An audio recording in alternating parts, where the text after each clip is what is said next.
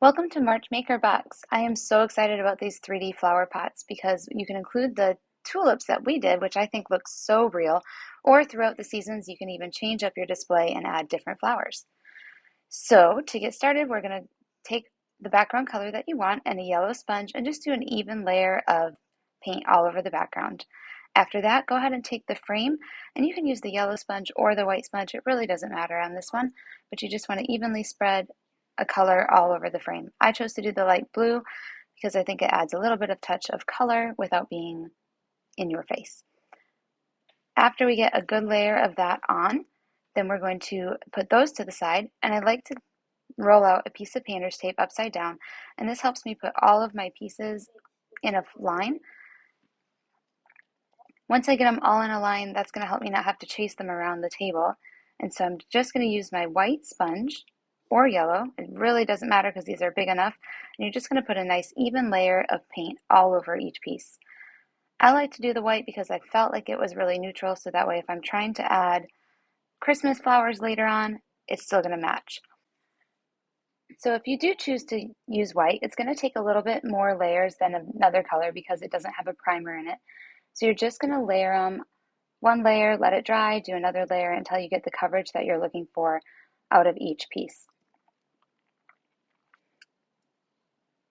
After you get each piece nice and layered, you want to give it a nice blow dry, and then you have the option, if you would like, to do a dry brush distressing.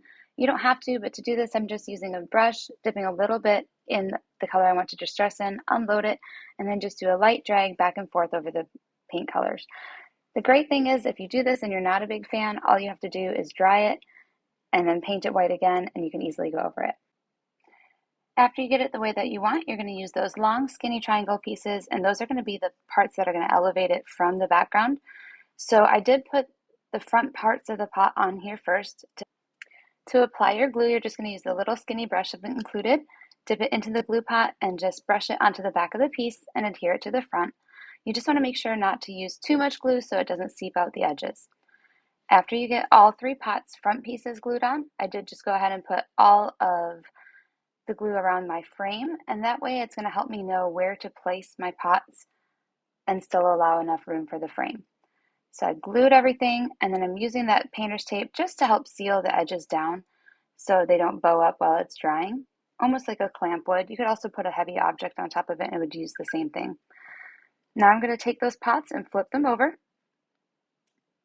Using these long skinny edges, I'm going to put the white part out so it looks like a finished pot, and then the unpainted signs should be facing each other.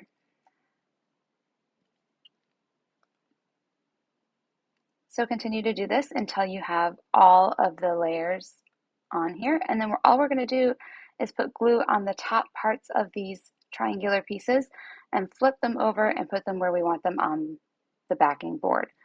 So I chose to do them all in a nice straight line. If you wanted to be fancy, you could layer them in an angle, put the two lower and the middle one higher. There's really no rules when it comes to this, but just have your creativity and let it be wherever you'd like. I am kind of sampling them out, so I know I'm going to space them out evenly here and flipping them over, and then just let it dry.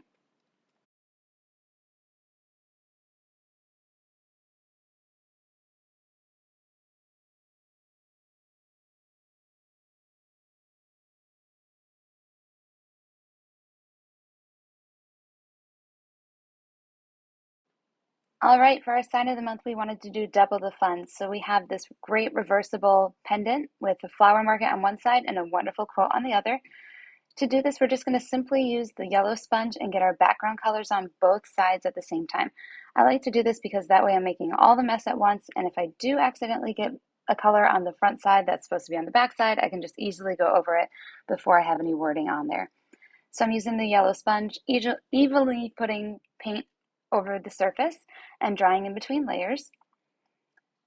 You want to try and keep your strokes nice and straight, and that way the grain of the wood doesn't show your arches. And I do like to make sure each layer is dry before I'm flipping that over. And that's going to also help if you keep your table space clean, because you don't want to flip your black paint into your blue paint and so on and so forth. So at this step, I'm just giving that blue one last final touch. And then I'm going over to the sticks and staining them whatever color I want them. In this case, I chose to do aged barrel. And you only have to do one side of the sticks because we're going to glue them onto the surface. After that, I'm using a light dry brush distressing technique. Again, to do this, you're just going to dip your brush into the paint, lightly unload on a paper towel, and then drag your paintbrush back and forth over the board. This is completely optional. If you don't like the rustic look, you can definitely skip this step. In fact, I didn't do it on the black side because I wanted to look more like a chalkboard. When you do your stencil, you're going to want to flip the blue over and peel the white away from the blue.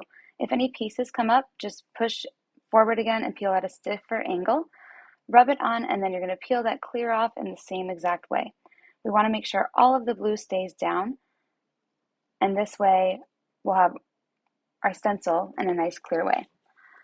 At this point, we want to really make sure that we only use a little bit of paint. So we're going to use the white sponge. You're going to dip, unload heavily on a paper towel, and then just dab straight up and straight down in a hopping motion, and do many layers until you have a nice coverage. Usually I find 2, sometimes 3 layers is good. The biggest thing is you just don't want it to look shiny on the board. After you get everything filled in, you're just going to peel away the pieces and then use a safety pin or a tweezers like I'm doing here and peel away all of your centers, and that's going to allow you your beautiful front. At this point, I'm just taking those brackets and putting them across the top and the bottom, and again, use that painter's tape as a little bit of a clamp. Flip it over, give this side a nice sand, touch up any things that might have got some blue on them accidentally, give it a nice blow dry, and then we're going to apply the stencil in the exact same way. Again, if any pieces come up, just rub forward and peel at a stiffer angle. Roll that clear transfer back, and do know that if you are using black, you really want to make sure that it's nice and dry. Black has a lot of primer in it, so it does try and resist our stencils a little bit. So at this point, we're going to use that same hopping motion and just fill in all of the designs. You could certainly change colors between each word if you would like, or accent the word believe. I'm just staying nice and classic and keeping everything simple in one color for this example. Once you get everything covered the way that you like it, we're going to do that same thing that we did on the front side and just peel away our stencil. Use a tweezers or a safety pin to peel all of the centers away. And then you're going to take the remaining 2 sticks, make sure that you have your whole piece lined up to the top. Use that painter's tape to clamp, and the bottom piece, and you are all set.